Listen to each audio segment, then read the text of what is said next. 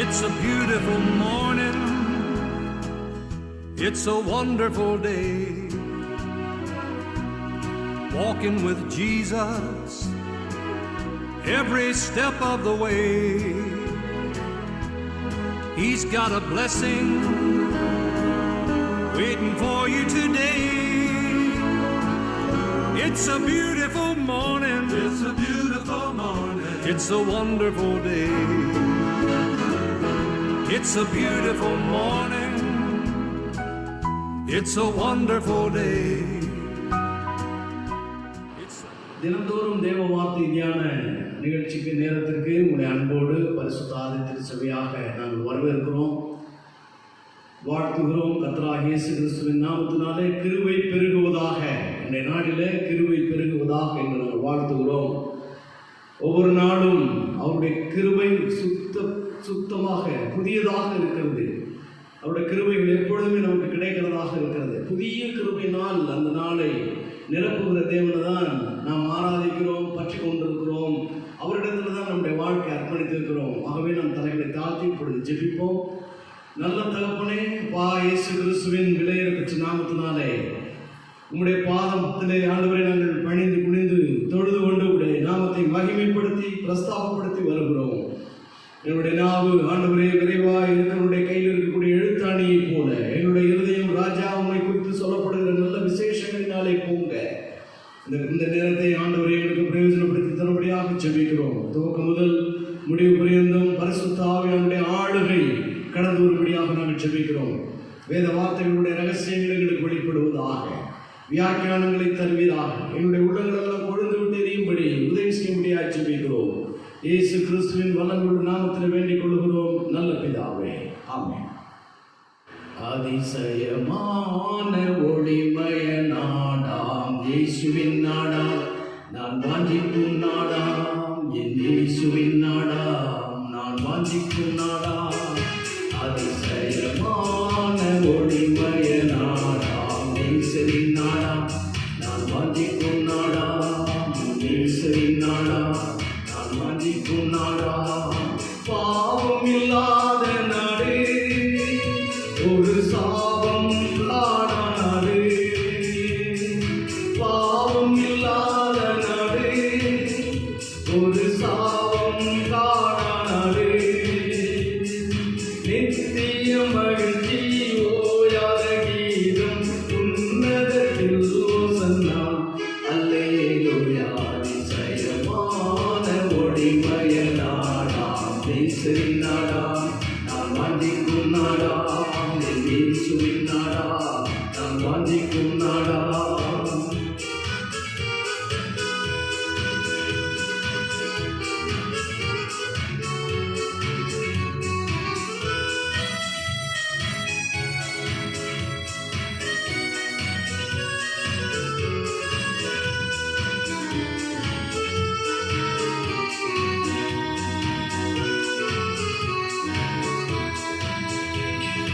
பிரச்சனை ஏதும் இல்லை, வீண் குழப்பங்கள் ஒன்றும் இல்லை. பிரச்சனை ஏதும் இல்லை, வீண் குழப்பங்கள் ஒன்றும் இல்லை. மொழி நீரம் ஜாதி பற்றுடையோர் அங்கு எவருமே அங்கு இல்லை. அங்கே மொழி அதிசயமான ஒளிமய நாடாம் இயேசுவின் நாடாம், நான் வாஞ்சிக்கும் நாடாம், இயேசுவின் நாடாம், வாஞ்சிக்கும் நாடாம்.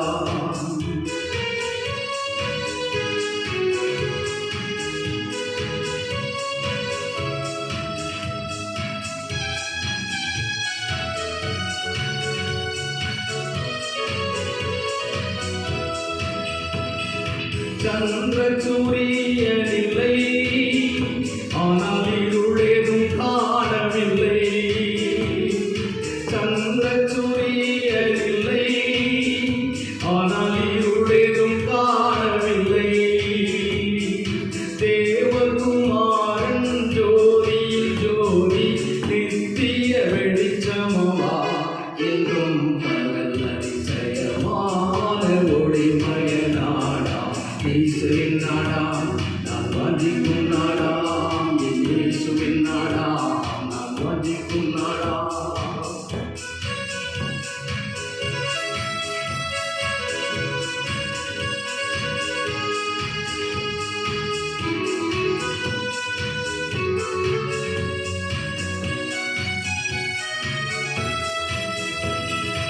விதவித கொள்கை இல்லை, பல பிரிவுள்ள பலகை இல்லை. விதவித கொள்கை இல்லை, பல பிரிவுள்ள பலகை இல்லை. ஒரே ஒரு குடும்பம், ஒரே ஒரு தலைவர், எங்குமே அன்புமயம். அன்புள்ளோர் செல்லும் அதிசயமான ஒளிமய நாடா, ஈஸ்வரின் நாடா, நான் வாஞ்சிக்கும் நாடா, என் இயேசுவின் நாடா, நான் வாஞ்சிக்கும் நாடா.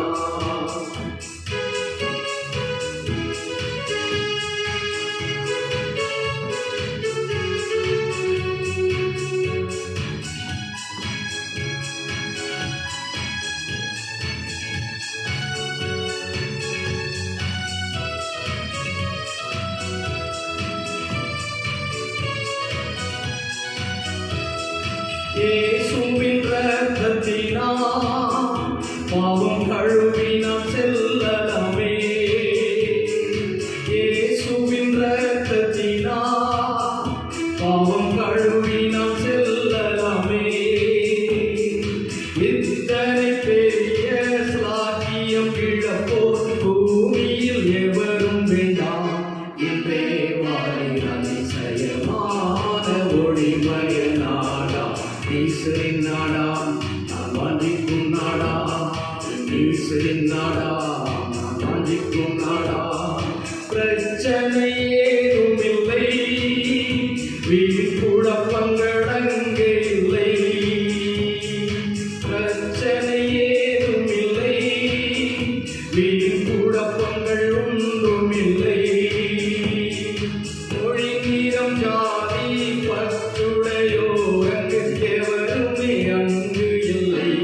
அன்பே மொழி அதிசயமான ஒளிமய நாடா, ஈஸ்வரின் நாடா, நான் வாஞ்சிக்கும் நாடா, ஈஸ்வரின் நாடா, நான் வாஞ்சிக்கும் நாடா. பாவம் இல்லாத நாடு, ஒரு சாபமும் காண நாடு. பாவம் இல்லாத நாடு, ஒரு சாபமும் காண நாடு. நித்திய மகிழ்ச்சி ஓயாத கீதம், உன்னதத்தில் ஓசன்னா, அல்லேலூயா. அதிசயமான ஒளிமய நாடா, ஈஸ்வரின் நாடா, நான் வாஞ்சிக்கும் நாடா, ஈஸ்வரின் நாடா, நான் வாஞ்சிக்கும் நாடா. இயேசுவின் இரத்தத்தினால் பாவம் கழுவி நாம் செல்லலாமே.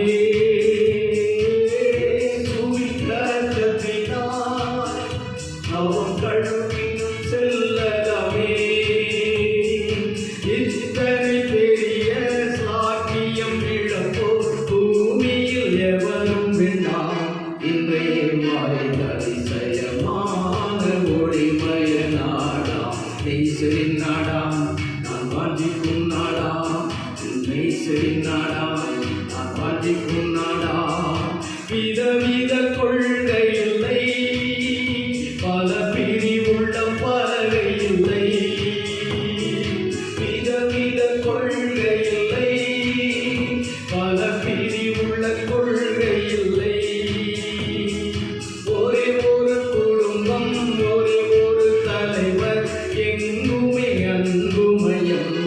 அன்புள்ளோர் அதிசயமான ஒளிமய நாடா, ஈஸ்வரின் நாடா, நான் வாஞ்சிக்கும் நாடா, ஈஸ்வரின் நாடா, நான் வாஞ்சிக்கும் நாடா. ஆமென். நாம் கர்த்தருடைய வார்த்தை தியானத்துக்கு நேராக நாம் கடந்து போகிறோம். கடந்த சில தினங்களாக கிருபை என்பதை குறித்து, அந்த வார்த்தை குறித்து, அந்த வார்த்தையில் உள்ள ஆழங்களை குறித்து, அதில் இருக்கக்கூடிய மேன்மையான காரியங்களை குறித்து கர்த்தர் நமக்கு காரியங்களை கற்றுக் கொடுத்து கொண்டே வருகிறார். நம்முடைய உள்ளங்கள் விசாலம் அடையும் பொழுது, அவரை குறித்த அறிவு நமக்குள்ளே பெருகுகிற பொழுது, அது இந்த ஜீவனுக்கும் தேவ பக்திக்கும் வேண்டிய யாவற்றையும் அவருடைய திவ்ய வல்லமை நமக்கு தருகிறது. மாத்திரமல்ல, பரலோக வாழ்வை இந்த பூமியிலே ருசி பார்க்கத்தக்கதான ஒரு ஆரம்பம் நமக்கு கிடைக்கிறது.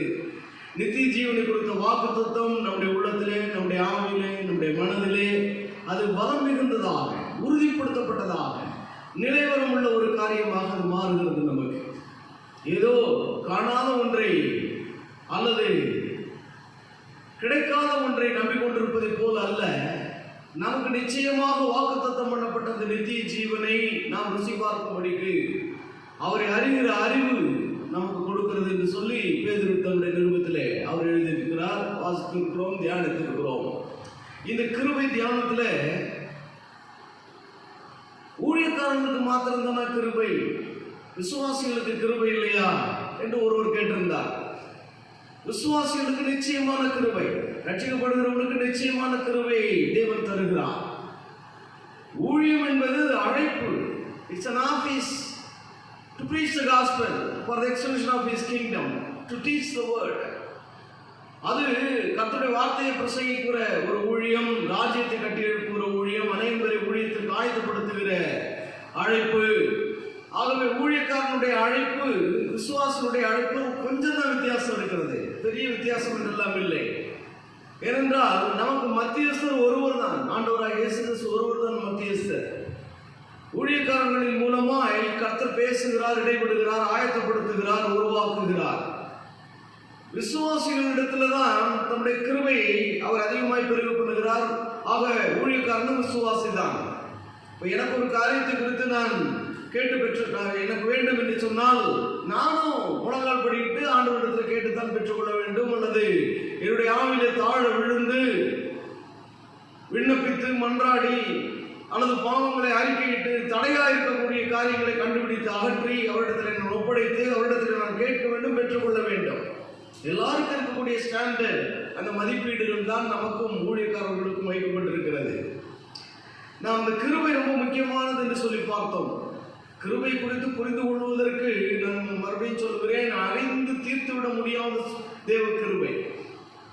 ஆனாலும் தேவ ஆவியானவர் நமக்கு வெளிப்படுத்துகிற காரியங்களை உள்ளே பத்திரப்படுத்தினால் அந்த கிருபை நம்முடைய வாழ்க்கையில எப்படியெல்லாம் ஏற்கனவே செயல்பட்டிருக்கிறது, இன்னும் இப்பொழுது எப்படி செயல்பட்டு கொண்டிருக்கிறது, இது கிருபை செயல்பட போகிற காலகட்டங்களிலே நாம் எப்படி இருக்க வேண்டும் என்பது குறித்து ஒரு எச்சரிப்பு அல்லது ஒரு ஆயத்த உணர்வு நமக்கு ஏற்படும். ஆயத்த உணர்வு எப்பொழுதுமே கீழ்ப்படிதலில் இருந்து தான் உண்டாகிறது. கீழ்ப்படிதால் ஆயத்த உணர்வு ஏற்படும்.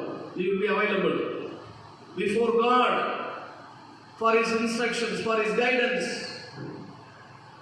நாம் கீழ்ப்படிந்தால் ஆண்டவர் தம்முடைய தீர்மானங்களை, தன்னுடைய விவரங்களை சிநேகிதனுக்கு வெளிப்படுத்துவதை போல அவர் நமக்கு வெளிப்படுத்த ஆரம்பிப்பார்.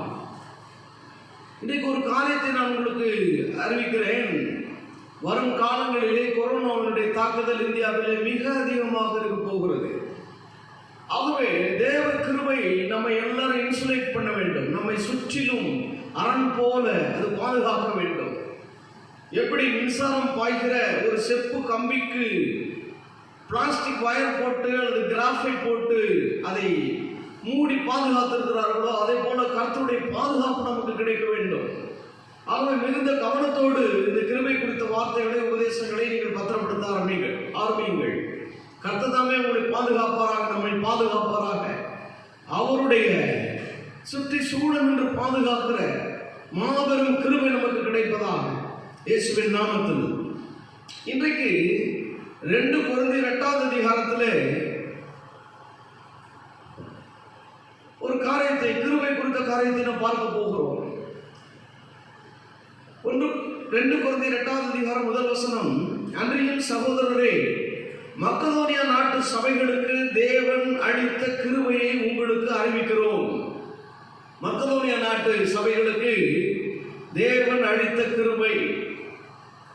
இந்த கிருபை என்று சொன்ன உடனே நாம் எல்லோரும் நார்மலாக சாதாரணமாக இதை யோசிப்போம் என்று சொன்னால், அவர்களுக்கு நன்மை உண்டாக கிடைத்திருக்கிற காரியம், அவர்களுக்கு வல்லமை உண்டாக கிடைத்திருக்கிற காரியம், அவருடைய ஸ்பிரிச்சுவல் ஹீலிங், ஆவிக்குரிய சுகம் அளிக்கிற காரியம், நிலைமைக்கு நேராக கிடைத்திருக்கிற காரியம், அல்லது நன்மையான ஒரு பாதுகாப்பு, இப்படிதான் நம்ம நினைப்போம். ஏனென்றால் கிருபை இவைகளெல்லாம் உள்ளடக்கியது தான். இவைகள் கிருபைக்கு அப்பாற்பட்டவைகள் அல்ல. கிருபைகள் இவைகள் எல்லாம் உள்ளடக்கியது என்று சொல்லி நாம் கடந்த சில தினங்களாகவே பார்த்து கொண்டு வருகிறோம். இங்கே மக்கதோனியா நாட்டு சபைகளுக்கு தேவன் அளித்த கிருபையை உங்களுக்கு அறிவிக்கிறோம். அப்போஸ்தலனாகிய பவுல் ஒரு காரியத்தை, ஏனென்றால் இவைகள் வரலாற்றில் நடந்த நிகழ்வுகள், அதை அவர் சொல்லுகிறார். அவர்கள் மிகுந்த உபத்திரவத்தினாலே சோதிக்கப்படுகையில் கொடிய தரித்திரம் உடையவர்களாக இருந்தும் தங்கள் பரிபூர்ண சந்தோஷத்தினாலே மிகுந்த உதாரத்துவமாய் கொடுத்தார்கள். அவர்களுக்கு அளிக்கப்பட்ட கிருபை எப்படிப்பட்ட கிருபை என்றால் மிகுந்த உபத்திரவமான ஒரு காலகட்டம். இப்ப பாருங்க, கொரோனாவினாலே மொத்த உலகமும் பாதிக்கப்பட்டிருக்கிறது. அதிலும் குறிப்பாக இந்திய தேசம் அன்ஆர்கனைஸ்டு செக்டார் என்று சொல்லக்கூடிய வரன்முறைப்படுத்தப்படாத தொழிலாளர்கள், தினக்கூலிகள், நடைபாதை வியாபாரிகள், தள்ளுவண்டி வியாபாரிகள், ஹோட்டல்ல பணியாற்றக்கூடியவர்கள், ஹாஸ்பிட்டாலிட்டி இண்டஸ்ட்ரீஸ்ல, அதாவது பெரிய பெரிய ஹோட்டல்களிலே பணியாற்றக்கூடியவர்கள், சமையல்காரர்கள், சமூக கடைக்காரர்கள், இன்னும் தினந்தோறும் விசேஷங்களை நம்பி இருக்கிறவர்கள், திருவிழாக்களை நம்பி இருக்கிறவர்கள், திருமண விருந்துகளை செய்யக்கூடிய கேட்டரர்ஸ், அவர்களிடத்திலே பணிபுரிகிறவர்கள், இப்படி பார்த்தால் ஏராளமாக கட்டட தொழிலாளர்கள், கட்டட கூலிகள், தொழிலாளர்களையே அற்றுக்கூலிகள், அன்றைய தினத்திலே வேலை பார்க்கக்கூடிய அற்றுக்கூலிகள், இப்படி ஏராளமான வரன்முறைப்படுத்தப்படாத ஏராளமான தொழிலாளர்கள், அவருடைய வாழ்க்கை பாதிக்கப்பட்டிருக்கிறது, ஆதாரம் பாதிக்கப்பட்டிருக்கிறது. இன்னைக்கு நாம் பார்க்கிறோம், எல்லா நாடுகளிலும் பார்க்கிறோம், அதிலே குறிப்பாக நம்ம நாடு மிகவும் அதிகமாக பாதிக்கப்பட்டிருக்கிறது. இங்கே இருந்து அங்கேயும், அங்கே இருந்து இங்கேயும் அவர்கள் அலைபாய்கிறதை பார்க்கிறோம். நடந்து பல ஆயிரம் கிலோமீட்டர்கள் நடந்து போகிறதை பார்க்கிறோம். இப்ப மக்கதோனியா நாட்டிலே மிகுந்த உபத்திரவத்தினாலே சோதிக்கப்படுகையில் மக்கதோனியர்கள், தேவன் அந்த மக்கதோனியர்களுக்கு ஒரு கிருபையை கொடுத்தாராம். கொடிய தரித்திரம் உடையவர்களாக இருந்தும் தங்கள் பரிபூர்ண சந்தோஷத்தினாலே மிகுந்த உதாரத்துவமாய் கொடுத்தார்கள். கிருபை ஒரு காரியத்தை விசுவாசிகளுடைய வாழ்க்கையிலே செய்கிறது என்பதை நாம் கண்டுபிடிக்க வேண்டும். கொடிய உபத்திரவம், கொடிய தரித்திரம், இவைகளினாலே அவர்கள் சோதிக்கப்பட்ட பொழுது அவர்கள் பரிபூர்ண சந்தோஷத்தினாலே நிறைந்தவர்களாக இருந்தார்கள் என்று வேதம் சொல்கிறது. பாருங்கள், in all negative circumstances they were able to keep the joy bubbling in them. The joy of the Lord was their strength and they were bubbling in their spirits. அவர்கள் கொடிய உபத்திரவத்தினாலே அவர்கள் பாதிக்கப்பட்டிருந்தார்கள், மிகுந்த உபத்திரவத்தினாலே பாதிக்கப்பட்டிருந்தார்கள், கொடிய தரித்திரத்தில் இருந்தார்கள். ஆனால் மிகுந்த சந்தோஷத்தினாலே ஆண்டவர் அவர்களை நிரப்பியிருந்தார். நிரப்பியிருந்த காரணத்தினாலே மிகுந்த உதாரத்துவமாய் அவர்கள் கொடுத்தார்கள். இதுதான் கிருபை என்பது. எல்லா ரீதியிலும் நெருக்கப்பட்டும், எப்பக்கம் நெருக்கப்பட்டும் நாங்கள் மனமடிந்து போவதில்லை. கீழே விழுந்தாலும் மனமடிவு அடைவதில்லை. எப்பக்கம் நெருக்கப்பட்டாலும் பாருங்கள், எல்லா பகுதிகளிலும் அவர்கள் நெருக்கப்பட்டும் they are betwixt two. காரியத்தை பாருங்கள், மிகுந்த உபத்திரவம், அதனாலே சோதனை, கொடிய உபத்திரவம், கொடிய தரித்திரம், மிகுந்த உபத்திரவம், அதனால சோதனை ஏற்படுகிறது. அடுத்து கொடிய தரித்திரம். ஆனாலும் இந்த நெகட்டிவ் சர்க்கம்ஸ்டன்சஸ், எதிர்மறையான இந்த மாதிரியான ஒரு நெருக்கப்படுகிற சூழ்நிலைகளிலும் கர்த்தர் அவர்களுக்கு விசேஷித்த மிகுந்த ஒரு சந்தோஷத்தை கொடுத்திருந்தார். அதுதான் கிருபை. அந்த கிருபை அவர்களுக்குள்ள என்ன காரியத்தை செய்யும்படியா ஏவினது என்றால், உதாரத்துவமாய் கொடுக்கும்படி அவர்களை ஏவி இருந்தது.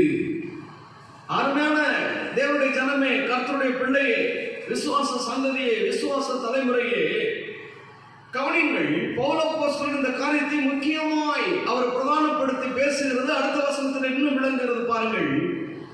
மேலும் அவர்கள் தங்கள் திராணிக்கு தக்கதாகவும் தங்கள் திராணிக்கு மிஞ்சியும் கொடுக்க தாங்களே மனதுள்ளவர்களாய் இருந்தார்கள் என்பதற்கு நான் சாட்சியாக இருக்கிறேன். தங்கள் உபகாரத்தையும் பரிசுத்தவான்களுக்கு செய்யப்படும் தர்ம ஊழியத்தின் பங்கையும் நாங்கள் ஏற்றுக்கொள்ளும்படி அவர்கள் எங்களை மிகவும் வேண்டிக் கொண்டார்கள். 5வது வசனம், நாங்கள் நினைத்தபடி மாத்திரம் கொடாமல் தேவனுடைய சித்தத்தினாலே முன்பு தங்களை தாமே கர்த்தருக்கும் பின்பு எங்களுக்கும் ஒப்புவித்தார்கள். கிருபை என்ன செய்கிறது? அன்பான விசுவாச தலைவரே, கர்த்தருடைய பிள்ளையே, நன்றாய் கவனிங்க. கிருபை என்ன காரியத்தை செய்கிறது? நீங்கள் இதை கண்டிப்பாக பெற்றுக்கொள்ள வேண்டும் என்று சொல்லி அவர்கள் பவுல் அப்போஸ்தலனை அவனோடு சேர்ந்தவர்களே அவர்கள் வருந்தி வேண்டிக் கொண்டார்களாம். கண்டிப்பாக நீங்கள் இதை வைத்துக் கொள்ள வேண்டும், கண்டிப்பாக நீங்கள் இந்த தர்ம காரியத்தை பெற்றுக்கொள்ள வேண்டும், பரிசுத்தவான்களுக்கு இவர்கள் பரிந்து கொடுக்கப்பட வேண்டும் என்று சொல்லி சுவிசேஷ ஊழியத்தின் வேலையை செய்கிறீர்களே, நீங்கள் இதற்கு பார்த்தவர்களாக இருக்கிறீர்கள், இந்த பணத்தை நீங்கள் பெற்றுக்கொள்ள வேண்டும் என்று சொல்லிக் கொடுத்தார்களாம். அது மாத்திரமல்ல, நாங்கள் நினைத்தபடி மாத்திரம் கொடாமல் தேவனுடைய சித்தத்தினாலே முன்பு தங்களை தாமே கர்த்தருக்கும், முதல்ல அவங்க கர்த்தருக்கு தங்களை அர்ப்பணித்தார்கள். அப்ப கிருபை ஒரு மனிதனை கர்த்தருக்கு தத்தம் செய்வதற்கு, கர்த்தருடைய சித்தம் செய்வதற்கு, கர்த்தருடைய தீர்மானங்களுக்கு முதலிலே அந்த மனிதனை ஒப்பு கொடுக்க வைக்கிற வேலையை கிருபை செய்கிறது. முதல்ல கர்த்தருக்கு தங்களை தாமே கர்த்தருக்கும் பின்பு எங்களுக்கும் ஒப்பு கொடுத்தார்கள். 7வது வசனம், அல்லாமலும் விசுவாசத்திலும் போதிப்பிலும் அறிவிலும் எல்லாவித ஜாக்கிரதையிலும் எங்கள் மேலுள்ள உங்கள் அன்பிலும் மற்ற எல்லா காரியங்களிலும் நீங்கள் பெருகி இருக்கிறது போல இந்த தர்ம காரியத்திலும் பெருக வேண்டும். இதற்கு முந்தின அதிகாரத்தில் 9வது அதிகாரத்தில் நாம் வாசிப்போமானால், பரிசுத்தவான்களுக்கு செய்ய வேண்டிய தர்ம சகாயத்தை குறித்து நான் அதிகமாக உங்களுக்கு எழுத வேண்டியதில்லை, உங்கள் மன விருப்பத்தை அறிந்திருக்கிறேன்.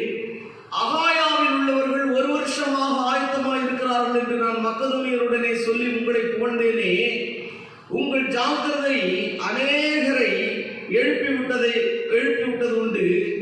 அப்படி இருந்தும் உங்களை குறித்து நாங்கள் சொன்ன புகழ்ச்சி இந்த காரியத்தில் வீணாய் போகாமல் நான் சொன்னபடி நீங்கள் ஆயத்தப்பட்டவர்களாய் இருப்பதற்கு இந்த சகோதரரை அனுப்பினேன். 6வது வசனம், ஆகையால் வாக்குத்தத்தம் பட்டிருக்கிற உங்கள் தான தர்மமானது லோகத்தனமாய் கொடுக்கப்பட்டதாய் இராமல் உதாரத்துவமாய் கொடுக்கப்பட்டதாய் இருக்கும்படிக்கு அதை ஆயத்தப்படுத்துவதற்கு சகோதரரை ஏவி உங்களிடத்தில் முன்னதாக அனுப்புவது எனக்கு அவசியம் என்று காணப்பட்டேன். இப்படி தொடர்ந்து சொல்லிக்கொண்டே வருகிறார். 7வது வசனத்தை கவனிங்க. அவனவன் விசனமாயும் அல்ல கட்டாயமாயும் அல்ல, தன் மனதில் நியமித்தபடியே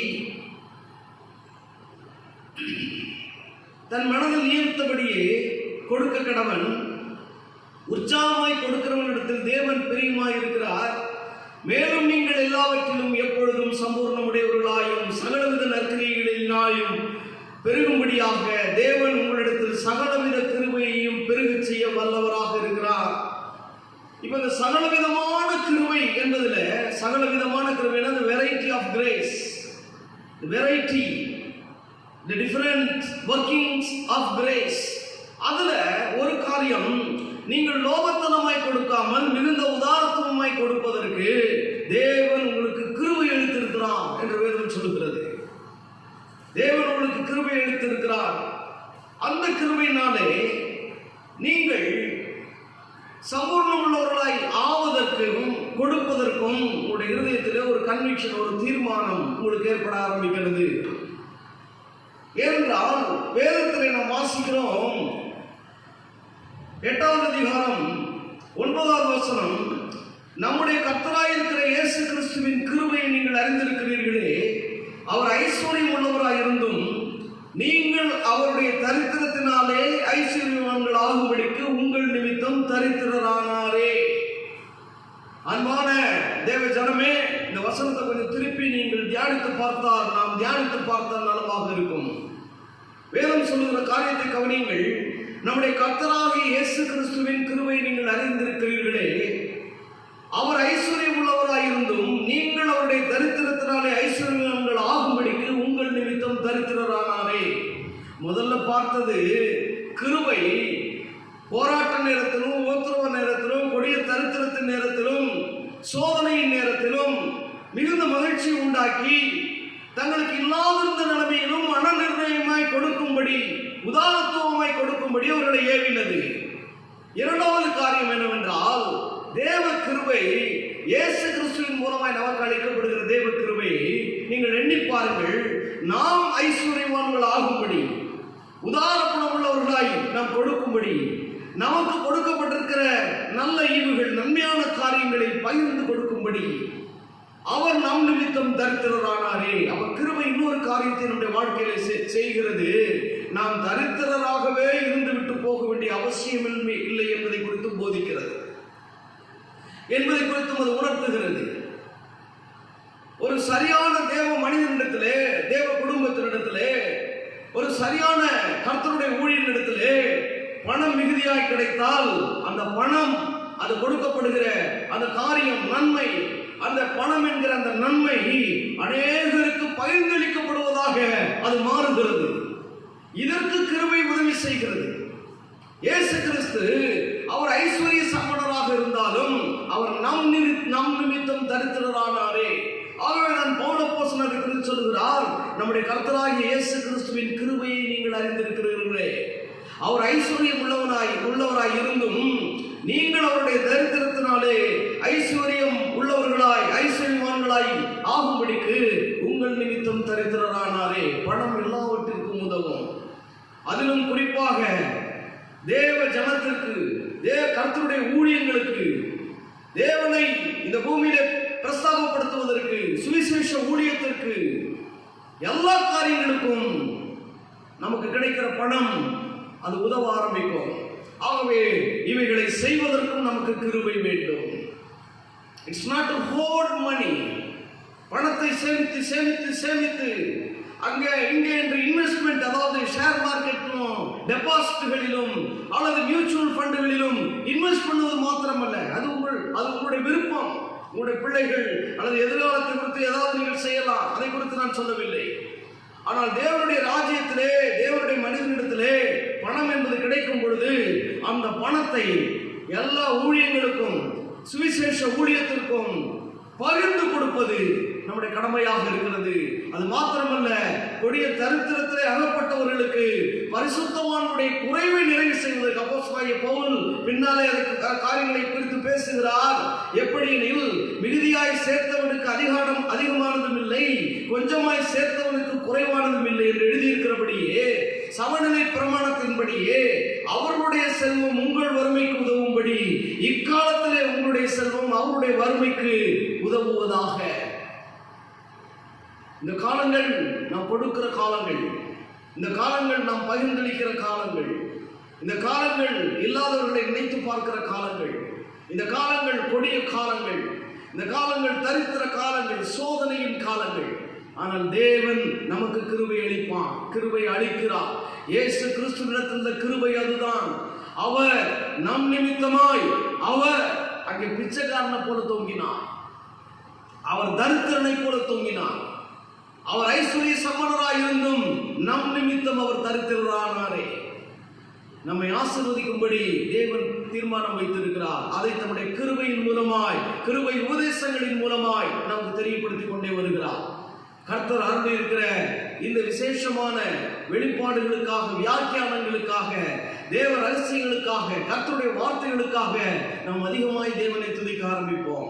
தங்களை தாழ்த்துவோம். நல்ல பிதாவே, இயேசு கிறிஸ்துவின் விலையிட பெற்ற உயிர்த்தெழுந்த நாமத்திலே நம்முடைய சமூகத்தில் வருகிறோம்.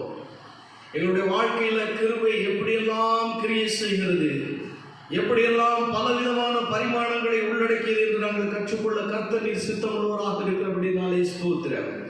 இந்த சத்தியங்களை நாங்கள் கேட்பது மாத்திரமல்ல, இந்த சத்தியங்களை நாங்கள் பத்திரப்படுத்துவது மாத்திரமல்ல, இந்த சத்தியங்களிலே நாங்கள் பயிற்சி செய்து அதை நாங்கள் ஆண்டவரே பிரயோஜனப்படுத்தி அதன் மூலமான கிரியைகளை இந்த பூமிக்கு வெளிப்படுத்தும்படியான், அதுவும் கொடுமையான இந்த காலகட்டங்களிலே நாங்கள் அதை வெளிப்படுத்தும்படியான் ஆண்டவரே ஸ்தோத்திரம். கர்த்தாவே ஸ்தோத்திரம். மிகுதியாய் சேர்த்தவனுக்கு மிச்சமும் இல்லை என்று எழுதப்பட்டிருக்கிறபடி ஆண்டவரே ஸ்தோத்திரம், ஸ்தோத்திரம், ஸ்தோத்திரம், ஸ்தோத்திரம். ஆண்டவரே நாங்கள் இன்னும் அதிகமாய் கொடுக்கத்தக்கதாக அந்த கொடுக்கக்கூடிய காரியத்திலே ஏற்பட்டிருக்கிற பின்னணியாக இருக்கிற அந்த தேவ கிருபை நாங்கள் ஆண்டவரே ஸ்தோத்திரம் புரிந்து கொள்ள எங்களுக்கு உதவி செய்ய முடியாது ஜெபிக்கிறோம். இயேசு கிறிஸ்துவின் நாமத்தினாலே இந்த நாள் தியானத்திற்காக நாங்கள் நன்றியோடு உம்மை துதிக்கிறோம். இயேசு கிறிஸ்துவின் நாமத்திலே நாங்கள் நன்றி செலுத்துகிறோம், நன்மைகளை எடுத்துக் கொள்கிறோம். உங்கள் ஜீவனுள்ள நல்ல பிதாவே, ஆமென். கர்த்தர் உங்களை ஆசீர்வதிப்பாராக.